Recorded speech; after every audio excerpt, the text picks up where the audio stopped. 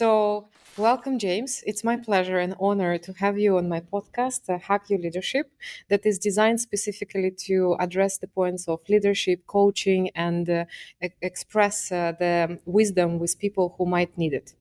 So, by the way, do you know how this idea of coaching comes to my mind and Ilya supported it? No idea. So when I participated, Davos World Economic Forum, we were discussing the concept of 2-3-2, and this is about finding three peers who would encourage you to grow, two people who will help you to guide you through the difficult situations and to find inspiration and support you, uncovering the opportunity spaces for your development, and two people with whom you can share back. So literally, who you can share your experience with. And we start discussing at Esomar that maybe not everyone, especially people living in emerging regions, have an opportunity to talk to professional people who deserved tremendous results in their fields and to ask them questions. So this podcast is exactly for you, for those who are searching for an opportunity to grow. And today I have a special guest, James, who achieved remarkable results in insights industry. You have extensive experience, and I prepare myself going through your Just don't mention how many years and we're okay. Okay, no worries. So you have worked on the client side, you work on the agency side, you worked in media, and today you have a great position of a global head. You lead the transformation of insights and capabilities in Haleon. Is it correct? Absolutely correct.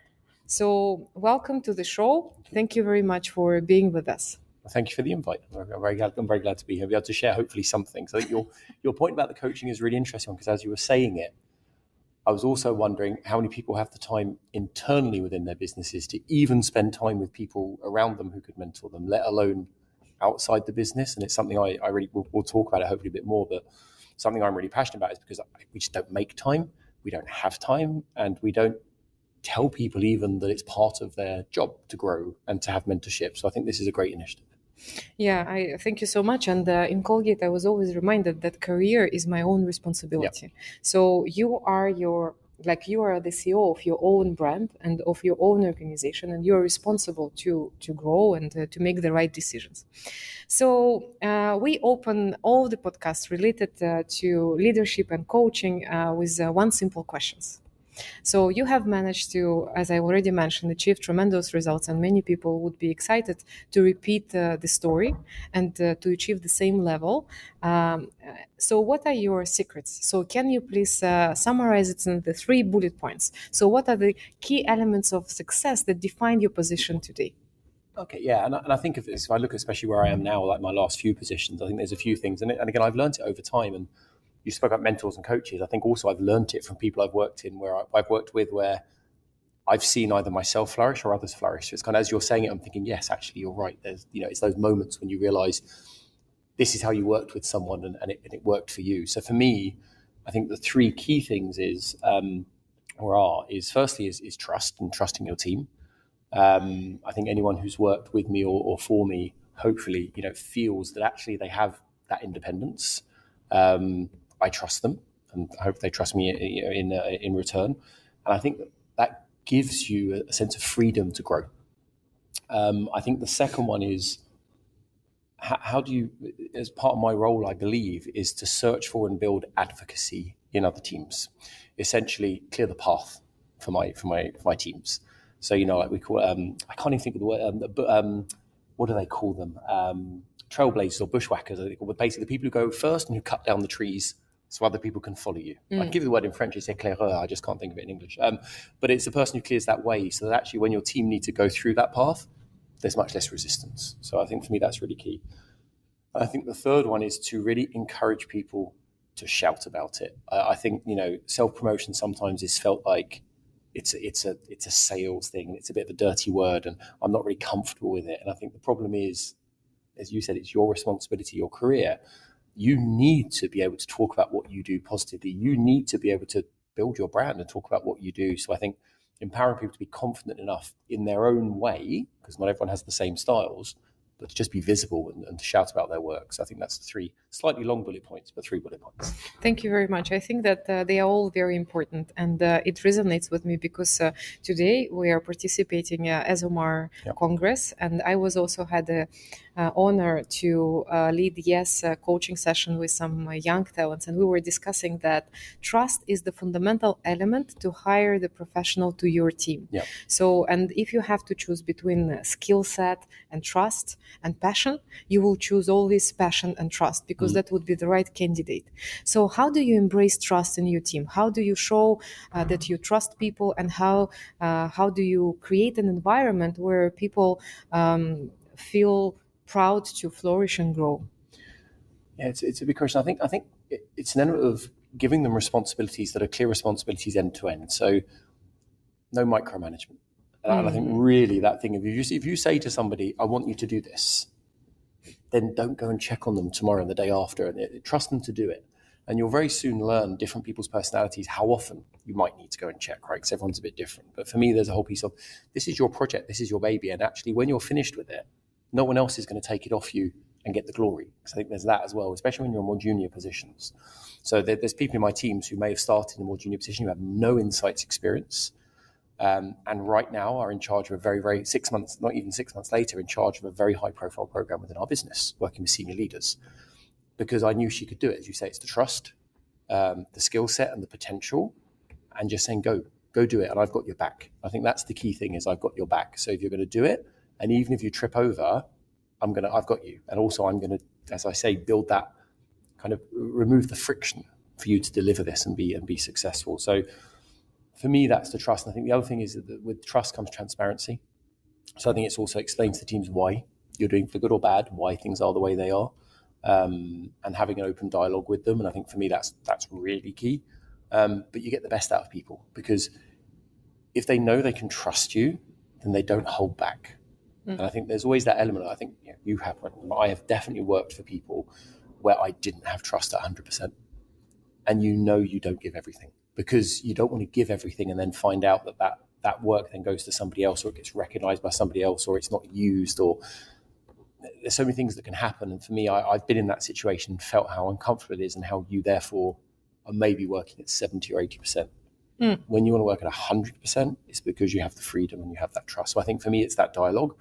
I think also it links into your point about career and mentorship, which is you're building trust with people because you're showing them that you're helping them develop.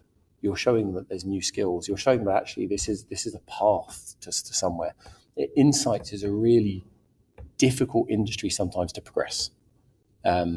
Because if you become a specialist at running fieldwork, well, it's very hard to then break out, become somebody who delivers presentations, to then be somebody who writes briefs. And there's all these steps. And it's like, well, how do I go from here to here?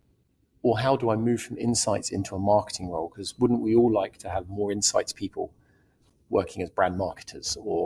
And it doesn't happen that often because we don't provide that clear pathway and those clear skills. I think for me, there's also the element of trust and mentorship is what we're doing here is building something.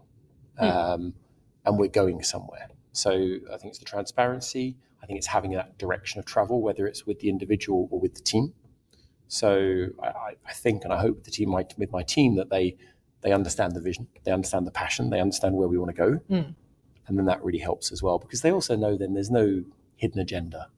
There's no like ulterior motive or other plan. It's clear what we're trying to do. And what we're trying to do is also be exciting, I think. Trying to change the way people think, behave, and work with insights. So I think for all of those things, for me, is how we build trust with the teams, and at the same time, how we're helping develop them for whatever's next. Clarity is transparency. Yes. And with the full respect to this advice, I think that it's mainly triggers the interest of the leaders. But if for the moment you are not leading other people, like most of the participants of our podcast, but they are managed by different leaders who might give them full trust and full credit, and who might be in the position to check from time to time. So what would be the advice for them? Depends on the different style that your boss is embracing. It depends today. on your style, and it depends also on your boss's style. Because I think there's this whole thing about situational leadership, and that doesn't mean you need to lead people. I think as someone who's being led, also having that EQ and that understanding of who is my boss and what do they need from me is also really, really important. So I'd also encourage people to understand that you almost need to treat your boss as a target audience, right? Like, what is it they need? So in that given moment, are they detail orientated? Do they want the big picture? Do they want to just know you've got it? And in that case, just every so often, just check in and tell them you still got it. I think you need to understand whatever that dynamic is, because then you start to build that bond of trust. I've worked for people who wanted all the detail. And in that case, that's not my natural style. But I had to adapt, and I had to make sure that at the end of every week or at the beginning of every week, they could just open the email and go, oh, they're on it.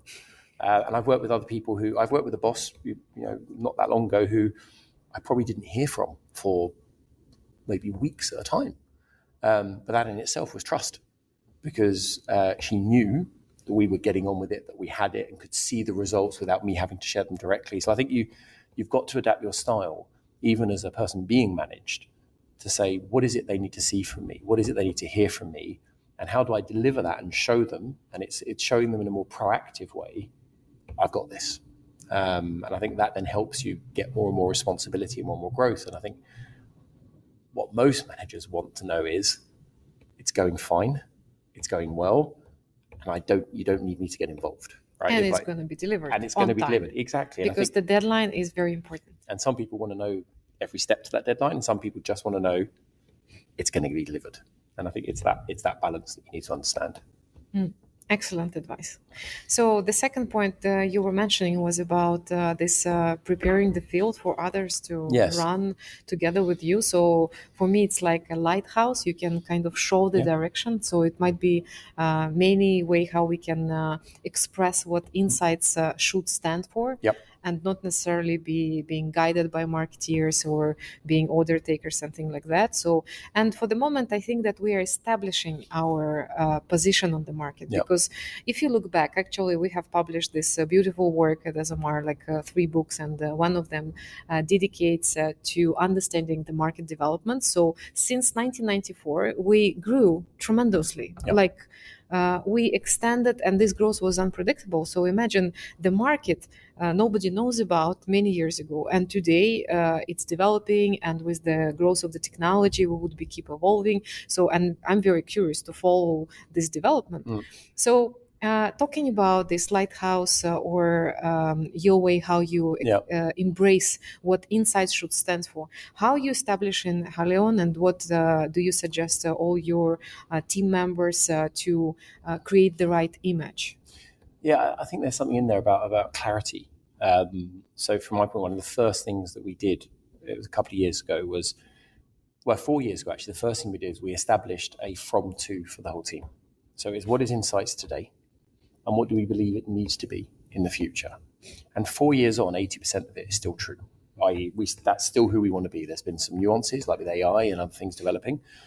But I think that clear evolution, it gives people the cues they need to say, okay, well, I'm going to grow some skills. I'm going to grow myself. I understand. You need me to go from being someone who runs projects to someone who can gain advocacy with stakeholders. So if all my focus before had been my technical skills, I now understand your expectation is going to be to flesh out more of my storytelling or stakeholder management skills, and we give them the opportunity to do it. So I think there's that piece about how do you lay down clarity of what the path is for the team. And then in terms of removing obstacles, I've seen it as my job with a small part of my team to go out and actually educate the business. So that if you're someone who works in insights and you're going to a meeting and someone else comes up with an opinion, you're able to challenge it and say, that's great, but it's not an insight, because we have a definition of an insight. And I think that power there allows us to challenge, because there's a clarity where even if a senior leader says, oh, I don't think that's what people want.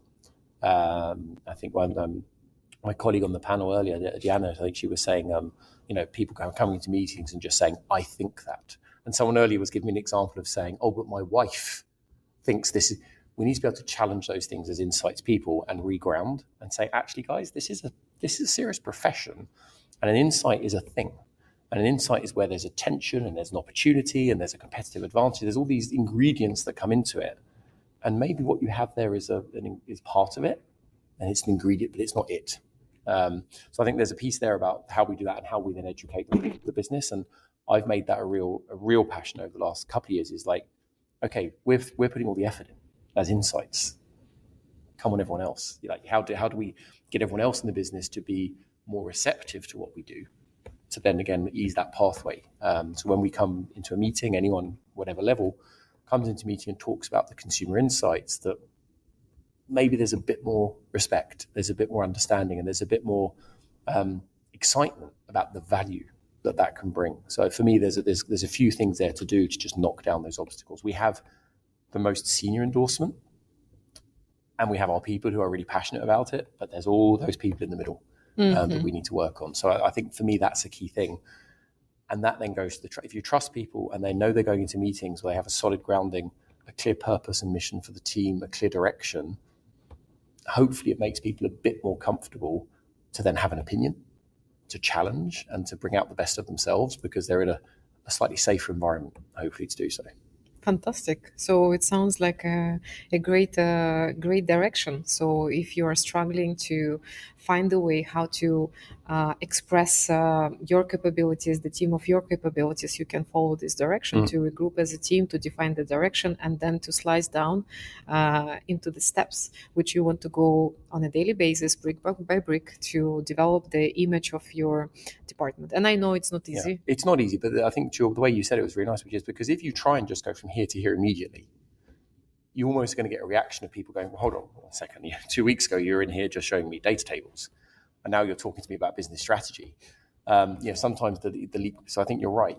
For that leap to not be too big and uncomfortable, you need to break it down into progress and say, okay, what are we going to do next 3, 6, 9? And for us, we're 3-4 years in on that journey and made a lot of progress in some areas and less in others, right? I mean, that's the case. But it helps. And I think every step that you make forward and every moment that you raise awareness in your colleagues and your stakeholders of what we've done in the business and also what we've done elsewhere.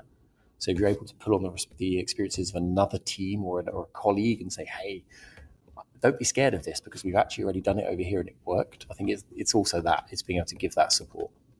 So do you have any maybe example to support this story? Have you ever met any difficult business partner to work with who was maybe against of insights-driven work, and he was like mainly dominating the decision with its points of view or its intuition or the knowledge about the market? There's a couple. One is there's one specific example and then one more general example. So the more general example is the way that we were doing innovation was you just get everyone in a room and kind of to simplify. Everyone get in a room and what are your ideas? What do we know? And the problem there is you would get people just coming in with the same thing they've been trying to do for the last 2 or 3 years, which quite often is an opinion or a gut feeling or and that happened across the business. And so in that circumstance, we actually had to go back and say, okay, what is the innovation process? And as part of it, there is now a dedicated, first of all, there is a mandatory training. So it doesn't matter who you are, R&D, marketing, medical, legal, you have to have completed our art and science of insights capability work, which gives you a grounding, shows you what an insight is, shows you how it's built, teaches what's the difference between an insight and a data point. So all of that means you're going to a room with people who've already come part that way, and it makes it easier. So that for me, I say general because it's now applied across all of our projects.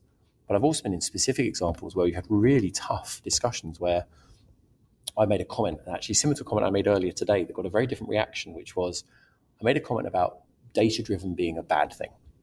And just being reliant on dashboards is not enough. And this was in front of a room of 100 colleagues. And one of our very, very senior leaders stood up and said, I've just spent £1 million on a dashboard. I totally disagree with you. Are you trying to tell me I'm wrong? And it became a standoff because you've got a very, very senior marketing leader standing up for what in his mind is insight. And in my mind, it's the beginning of insight. It's like, yes, you've got some data. Where are you going from here? And that was a really uncomfortable discussion. And for my part, I had to stand my ground. And I think it was important for the team as well, that in those kind of things, if you just back down, it undermines what you're trying to do. But also, as it's a senior leader, give them a bit of latitude to also explain what they mean by that. So in that specific example, it was a case of demonstrating, of reassuring that what you have is good. We're not saying you've just wasted $1 million, because that would look terrible. What we're saying is, work with your insights team to understand why. You might have a red light over here, but what you can do with it? It's bad. Yeah, it's bad. So what? And I think it's that transition for me between it's bad, why, to going to okay, how do we stop that happening again? What's the future? What's the solution in the future? Would we predict that's cyclical? Is it going to, it's changing the discussion. So yeah, there's definitely a few examples where we meet resistance and behavior is not changed in one hit. If you look at behavior change, behavioral science, they talk about it. Depending on what you read, anywhere between 20 and 120 times of doing a new behavior before it's embedded. So you're not going to win the first time you do this with a marketer, but you have to hold firm and keep at it, and then that's where I think you see some progress. So yeah, it's not an easy way. And these kind of things is always rose tinted glasses of we've done this and we've done that. No, some of it's really tough, and colleagues sometimes get stuck in situations where they suffer because the stakeholder may or can be inflexible. But then what's important is the support around them to say, well, no, actually, we have evidence, other markets, other brands, and we can help you with that. So, but it goes back to the first point. You can only do that if you have clarity of, that's because as a function, as a business, we're moving from here to here. Otherwise, it becomes just a personal, argument as opposed to a strategic discussion. I think it's a brilliant example, especially if we work in the businesses and we know that changing behavior takes time and money, and it requires lots of communication. As an insights professional, we have to accept the fact that changing behavior of the business partners we are working on a daily basis also takes time and communicational efforts. And also relationship in general takes time. So you cannot build relationship in a minute, so it takes time. But what's interesting is we've actually looked at, so we've built a behavioral science capability work in our team. We've trained everybody in it, but we actually use it internally. So when we think about if we're going into a significant meeting where we want to get a decision made or anything else, we actually use the consumer behavioral science toolkit to say, well, what do we think the current behavior is? What do we think their issues are? And we use it to plot. So I'm sure we'll talk about it later on, but we launched a big education program across the business. And our behavioral science diagnosis was, no one wants to hear insights people talk about insights. So by using our own behavioral science kit, we didn't talk about it at all. We let the rest of the business talk about it, and it drove the behavior change. Whereas I strongly believe that if I'd done like a video saying to everybody, hey, go and take our new program about insights, everyone would have just said, yeah, of course you're telling me it's important, it's what you do. Whereas by getting other leaders to talk about it, and this was for our MBA program, by getting other leaders to talk about why it's important to them and their functions, people went to it in their droves. And that's because we turned insights internally, and we turned the behavioral science internally, and we do it more and more, even when we're trying to train people on storytelling. We'll go into the meeting saying, okay, what do we think their start point is? What do we think the barriers are? What are we trying to do? Therefore, how do we change our messaging to drive the behavior change? So I think using insights internally as well as just look at the external markets has really proven quite powerful for us. That's very exciting and very powerful to be insights and to serve your own needs and the team's needs first. And I also like what you said before about the data set. The data set is not what we produce. We produce insights, and the insights uncovers the growth opportunities and suggests how to grow in the tough business realities. It's not the data sets, because data sets is the facts. I also remember that in the beginning of my career, somebody told me, like, what are you doing, by the way? I'm an insight manager. And then, okay, so you're the person who is knocking the doors of the people and asking to fulfill the query. And I was like, so you're standing like this. Yeah. No, I'm not that person. So, and I think that with the growth of the industry, we will see big changes of the mindset. And obviously we need to drive this advocacy and on a daily basis to stand for what we want to be and what is important. But it's interesting right there, because I do wonder for how many people who hope to watch this who are maybe newer to the industry, how difficult it is sometimes to explain what you do. Because I've been in the industry for a long time, and when people ask me, what do you do? It's difficult. My daughter tells people I make toothpaste because that's the thing she sees in the bathroom on the shelf, right? And I think there is something about our identity as an industry as well, I believe, because you want people to be proud to work in insights. There's always, it's always like a half joke, which is, everyone accidentally ends up in insights. Whereas actually, it's a really good career path for the right kind of person. And if we just took a bit more ownership of the campaigns we were responsible for, the products that we helped develop, the company strategies that were totally changed, 180 degrees because of the insight they got. But we don't get to claim those things very often. And I think that's the piece where, as someone who is maybe a younger researcher coming in, there's some really exciting stuff that we do. But unfortunately, and we saw some slides earlier from John Paulston that kind of put us as, amongst the last people you'd invite to a dinner party. Because the perception is exactly what you said. We're the ones asking you, what did you have for breakfast this morning? Not the ones who are helping Kellogg's or somebody come up with a great new concept. We're just seen as the collectors. And I think moving from being the collectors to the owners and the activators of insight, that's, I think, the exciting bit is. Strategist. Exactly. analyzing the data sets and converting them into the insights. And by the way, talking about the career path, obviously it's not clear in our industry as well as the education. So all of us comes from different industries, and it might be mathematics, it might be economy, it might be psychology. So I'm very excited about this project that you have started that's going to change tremendously the industry and maybe clarify the career path as well, not only for Haleon, but hopefully for many other organizations, and democratize the insights in a good way. So make it possible to be insight manager and have a possibility to know what type of steps you need to go through in order the education, skill set that you have to obtain, the experience, to have an opportunity to be considered for the open position. So can you please tell more about this exciting You've built it project? up so much now.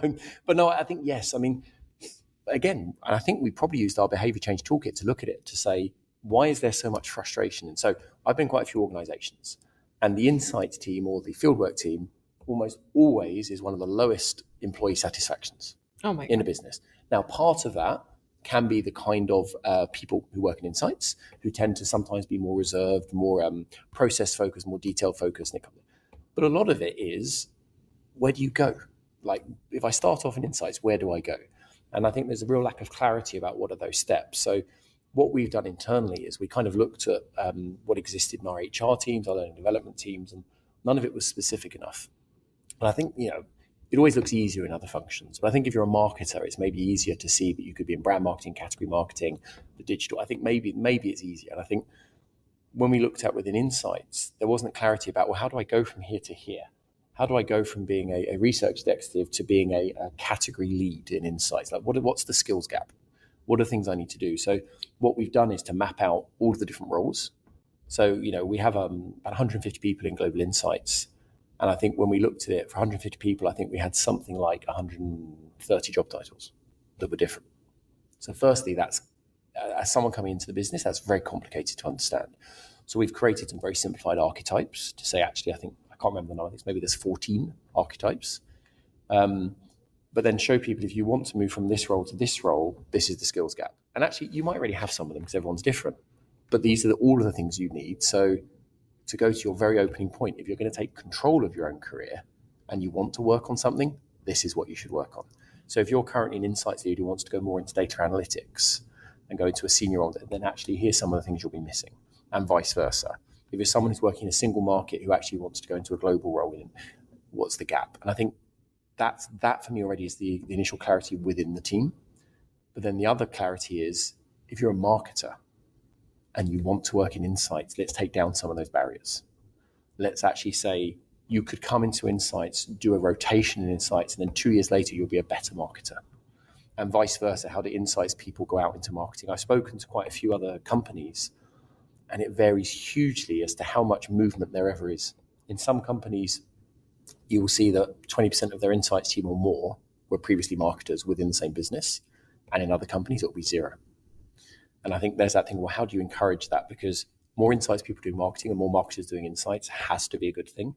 And it has to be a good thing for career progression, because we always talk about, the T-shaped professional.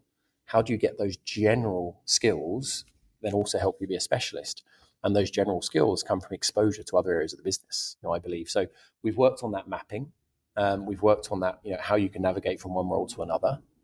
And then in parallel to that, so that's our Career Explorer kit. But in parallel to that, we've then created a program for the rest of the business to upskill, because it goes to the point of like knocking down barriers. And also, why should it always be us making the efforts? We created an MBA program. So it's a mini MBA program, and we've partnered with a leading university in the UK called UCL. And that's open to any employee in the whole business. So anyone in our business right now, and that's like 35, I think about 30,000 global employees probably, anybody can join it. And anyone can take it, and anyone can qualify, and they can get a mini MBA from UCL.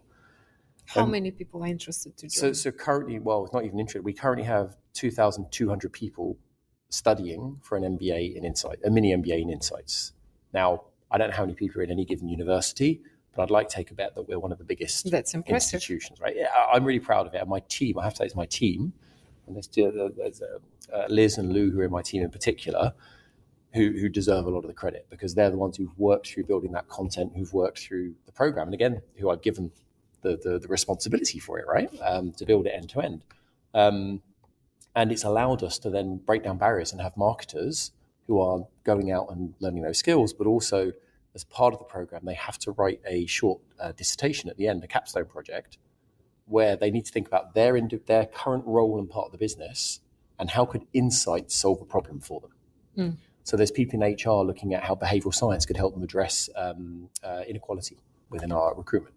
We've got people in quality and supply chain thinking about how would greater consumer insights influence them in understanding some of the decisions that are being made on the even on the factory line. I think we've already got about 60 or 70 projects back, which is like a gold mine of applications for insight skills in non-insight areas, and then in some cases, well, actually in probably about half the cases, application for insight in areas where we'd expect it. So for a brand or a product launch or an innovation. One of them that I've just seen was about the role of AI. So someone's written a whole capstone about how where AI could come in and help them, and there was a whole thing about semiotics, and that person is not an insights professional. So this is someone who is not an insights professional. They are very young, new to the industry, and they've written a 2,500, 3,000 word project about how they believe AI is going to, and it's really interesting because it's an alternative view. So I think those things are helping our people understand how they can progress and how other people can come into the team. But then also trying to just raise the bar in the general business. But also there's something different about formal qualification. It's almost like it validates insights. It's like you can get a mini MBA from UCL on insights. That means it's a serious subject. It's a proper topic, right? Whereas some people might have considered it's the people with the clipboard. It's the data collectors. But actually, by getting them to do it, the first thing they learn is what's an insight, what's the definition. They learn how to do storytelling around insights. Then they learn about behavioral science. Then they learn about parasemiotics, predictive analytics, market mix modeling. I mean, all of these things which are perceived barriers are very high. You'll be amazed how we ran a live session on market mix modeling with our market mix modeling lead in the session. And we had people from just all over the business asking him questions about how it works and how it works on a campaign and how Haleon uses it.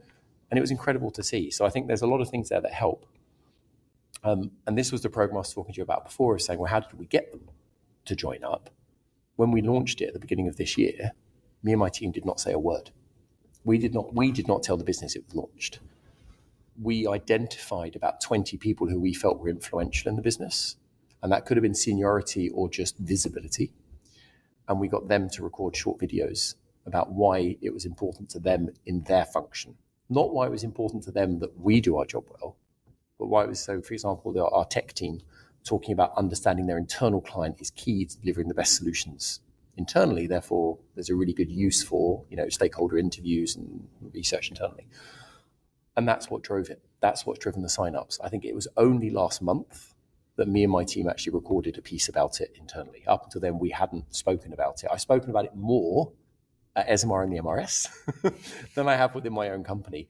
But the reason for that is it wasn't about us. It was about maximizing the advocacy. We treated it as a strategic insights project.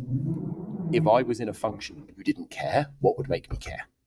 And that's the way that we engineered it. Was what would make me care is my boss telling me I care about it and I think it'll make a difference. Or somebody who I respect telling me they already use this in their work and that's why they're successful. And I think it's those things that start to drive influence, almost like an advertising campaign, but all designed to knock down barriers internally, because insights is exciting. We've just got to get other people to see that and believe it as much as we probably do. How do you predict an appetite of these people who finished this tremendous education and now knowledgeable? So what would be their appetite to be part of your team? So what is the... It's a good question. So we've already had spontaneously people contacting us, asking us about roles and what does it look like to work in the team. And we've had people interested in actually coming and help us run the program to a degree as well. So we see that desire. What we see as well is that it's helping them learn the language of the business. So the business's stated value to the stock market is deep human understanding and trusted science. So this is giving people that language and that support that goes behind one of those two pillars and actually feeds into the trusted science, because you build your scientific solutions around your insights and your consumer needs. So there's a real appetite for people to understand more. So people who've taken it the MBA, which is a self-service platform, they're now attending live sessions. So like the one on market mix modeling, when they turned up, we expected it to be people who hadn't yet taken the online session. But it wasn't. It was nearly all people who'd taken the online session but wanted to go deeper and have that live Q&A. So it was the same content run again, but with a Q&A with the product specialist and product owner. And so there's a real appetite to not just go tick, tick, tick, I've done it, but actually to say, I want to understand a bit more about this. And we've seen that across multiple topics. So I think there's definitely an appetite. Initially, we were saying, okay, how many people are doing it? Because in some functions, they set themselves a target, whatever else. But actually, we're seeing it being more spontaneous. I was in the one of our big European markets in I think it was March or April, and the entire senior leadership team, all of the senior marketers, had signed themselves up for it and had told their teams that in one of these sessions. And you saw the rest of the team starting going, we better go do it, right? Because if my boss is going to start talking this way and behaving this way, then, and that's where you can kind of get to a cultural change in the business, because people start to have a certain expectation about in one of our biggest markets, if you go into an innovation session and you present an insight, you will get challenged if it's not presented in the insight card format, because we have a particular format which allows people to judge it. If you come in with hey, we got an insight from this piece of work, here's a slide from our agency, you'll be told to come back once you've actually put it into a format which they're expecting, they understand, and they know how to judge the strength of the insight. So we're already seeing some of those changes happening in the business, yeah. So it's very impressive, especially I know how much time you have to sometimes explain what the methodology stands for and to spend time on it and the generic questions.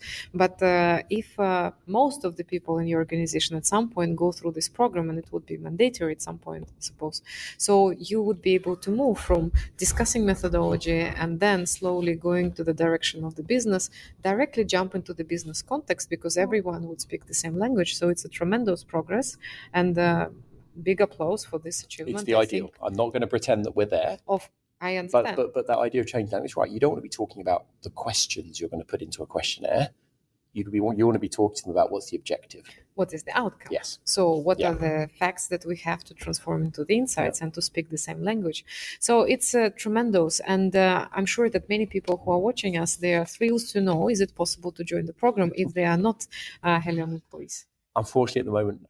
Okay. So at the moment, yes. I mean, it's something we've had quite a lot of interest. So who knows?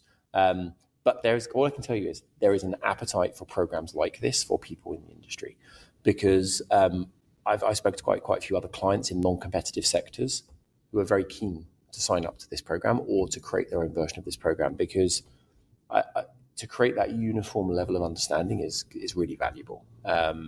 So hopefully there'll be something in the future. Right now, our focus has been on Haleon. I think that will remain it for the moment. But there are versions of this out there, right? There are organisations out there who offer this, and I think if you're someone looking to grow, don't think this is no, it's not for us, I need to wait. If you go out and look, there are courses with various institutions, some of which are free of charge, where you can learn how other people are building insights. You can look at what's the power of storytelling. You can understand these things exist, and I think you can take it on yourself. What are the best sources you will recommend, especially the free sources, as you mentioned?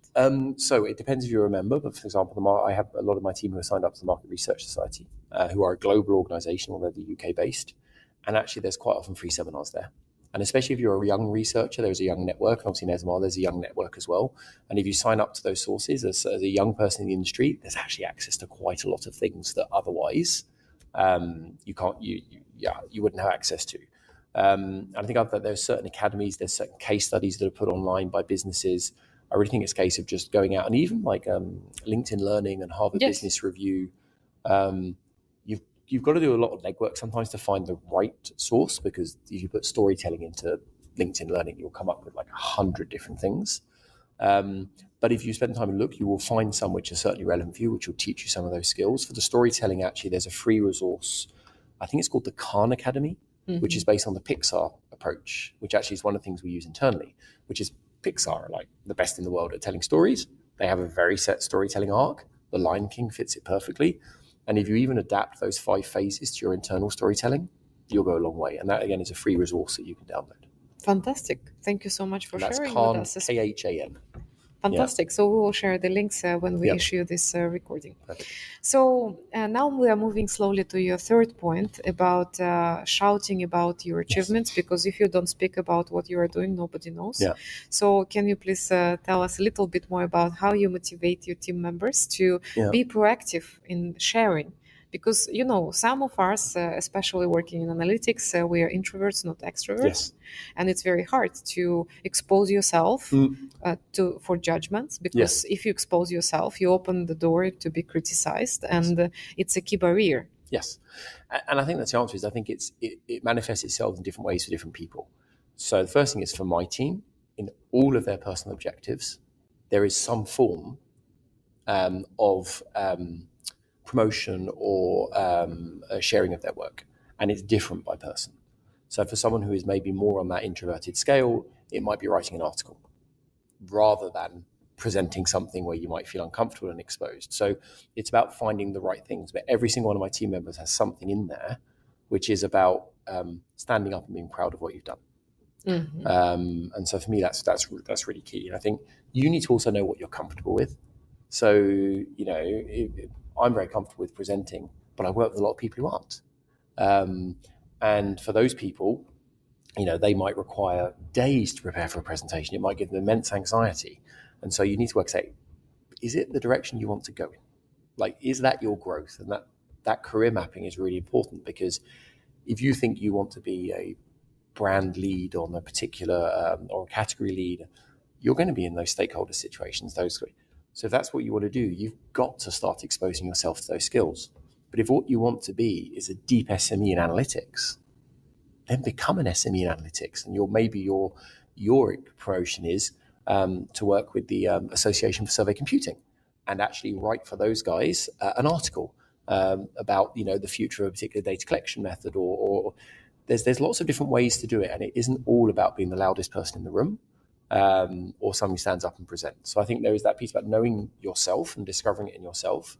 We use something internally called Color Insights, which gives people a top level view about whether you are that more introverted person, whether you're outgoing, but also helps you understand those around you as well.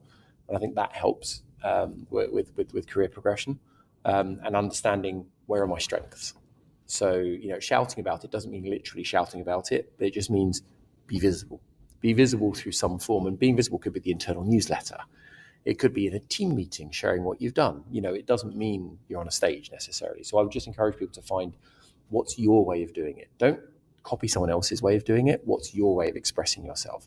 Some of the best presentations I've seen have been subject matter experts who found a way to convey that expertise. And they aren't necessarily a showman or a showwoman who can stand up there, but they managed to convey it. So I'd encourage people to just, you know, be visible. Don't hide behind your work, because we always think the work speaks for itself. But unfortunately, it doesn't. I think we see it, and other insights professionals, when they look at your work, may look at it and go, wow, that's an incredible piece of work, well done. But for that work to travel further, it needs that vehicle or that promotion. And we spoke about it in one of the sessions earlier today at Esomar, where it was, how much of your time on your projects are you devoting to what happens next? How does it get shared? How does it become alive? How is the work that you've done going to be visible? How is it not just going to be finished? And used. The most important thing. Visible, so used, yeah. It will live Yes. after it was exposed. Yeah, it'll be exposed. And very often the work is transformed, and they are transformed by marketeers, and therefore it's lost. Who was the bringing this piece of information that was carefully selected and chosen and analytically put together. So it's very important. I do wonder, because it's good to that point about, you know, with being the marketeers taking the credit. I wonder how many times, you know, people actually sit at home and they watch an ad or a product on TV and they're like, I was involved in that. But obviously they're so detached from it that they know someone else is probably taking the claim for the campaign. But if you've been involved in one of those, you know, campaign pre-testing, early stage storyboard, and it suddenly becomes something that has huge success that goes on to win prizes, damn it, you had your role to play in that. It wouldn't have been there if it wasn't for the insights work. Exactly. So I think as individuals and as an industry, we need to be better at standing up and saying, well, hold on, actually that was thanks to insight. You know, that idea came from a session that we had, or we fleshed that out in the groups that we did. Or I think there's just something about taking ownership of it and not being afraid to do so, because other people shout louder than us in some cases, but that's not enough. They may shout louder than us, but we also need to be confident in showing our role in these things. And there's been some really good work that over the last couple of years to highlight the role of insight. I think internally, we had internal awards where we've managed to create, I think, 2 or 3 categories which are around insights that have led to things, or insights that are showing early promise, rather than well done on this campaign, well done on this brand launch. It's further upstream. So yeah, I think there is just a thing about being visible, being vocal, but in your own way. What are you comfortable with? And I think doing those sometimes, understanding your style, your skills, whether you choose to color insights, Myers-Briggs, whatever is the right thing for you, they all have their flaws. But it's better to know something about yourself and understand something about your own way of working than to not understand anything. Yeah, and understand also how maybe others perceive you, to help you then find, okay, this is where I'm strong, this is where I can really be successful, rather than trying to just do things you're not comfortable with. But I think it all goes back to, you can only do that if you know the direction that you're heading in, and which skills you don't need to, as it may be, stretch into because they're not part of that role, versus those that you do need to because they're part of that future role. I can only build on that, saying that choosing to do what you really like makes your life much nicer and better. So it's very important to understand if really your ending point in the career associated with the day life, like, the routine that you would be enjoying doing. Because sometimes we're inspired by the big titles, but we have no idea what this position really stands for. We first need to associate and kind of divide it into the particular things that this person is doing on a daily basis, and then to associate yourself with this. Do you really want to do it? Yeah. But with that, I would like to ask you almost last question, and we would slowly start closing up our conversation. So you shared with us an amazing story. And I think that the central element of the story is building the team and building the trust, and embrace the talents, and ask them to even promote themselves. And obviously, I think that it's grounded in the values. So what are the values are critical for you that you embrace within the team, and that helps you to select the right candidate to be part of your team? I think one of the ones that I mentioned it in the first, I think one of the ones has to be trust. I think for me, it's 2 ways. That I feel that I want to trust my team, and I feel that I want them to be able to trust me. So I'd say the value is, it's transparency, because I think if, I want people who I work with to be really clear on where are we heading to, what's the direction, what's the strategy, where are we heading to, and if there's a kink or something, then just share it with us and we can adjust together as a team, right? So I think there's something about sharing with the team and being transparent, for good or for bad. And when you have a course correction, full disclosure, why we're doing this, hey, we got some feedback. I think there's something there really about, because trust is built by transparency, it's built by credibility, and it's built by really building that relationship with your team. So I really adhere to that. And actually, there's a really good, I always joke about the mathematical formula for trust from David Meister, which is, I think it's something like trust plus credibility plus intimacy. And then there's a multiplier or a divider, but the multiplier is other orientation. So I am really here to help you. I'm not getting you to do all this for me and my career progression. And if you don't show that piece of genuine, what we're all trying to do together is for your benefit as well as in terms of your career growth, then you lose the trust. So I really love that. I used to use it as someone who was in business development before. You'll never build trust with clients if you can't build that reliability, credibility, transparency. So I really, really focus on that. And then I do think it's about empowerment. I think it's giving people the opportunity to prove themselves. Because it goes back to that thing of micromanaging or managing through fear. I've had managers in the past where they drip feed you the information, and the way that they maintain their power is through maintaining the information, and it's dreadful. I mean, anyone who's in that situation, really, it doesn't work for me. Everyone, different styles of management work. For me, that style of management doesn't work, and I find myself this is not the place I want to be. So my view of management is I'm not going to drip feed you anything. We're going to have a big discussion about what we're trying to do, and then afterwards we'll meet, and I'm going to trust you that if you know where we're trying to get to, you're going to make the right decisions to get there. What that then means for the individual and for the function is, if you're in a meeting and someone says to you, can we do this? You know that you can say yes or no. You don't need to say, let me just go check. Because every time you say that, it kind of undermines you in your role. And you might be doing it because you're not feeling comfortable. You might be doing it because you're not in that secure team environment. But I want my team to feel they can make that decision. And you know what? Even if at the end of the day it wasn't the right one, I'll still support them in it because they've made the decision. And the worst thing you want to do is to go undermine somebody in those situations. So for me, there's that real piece about empowerment.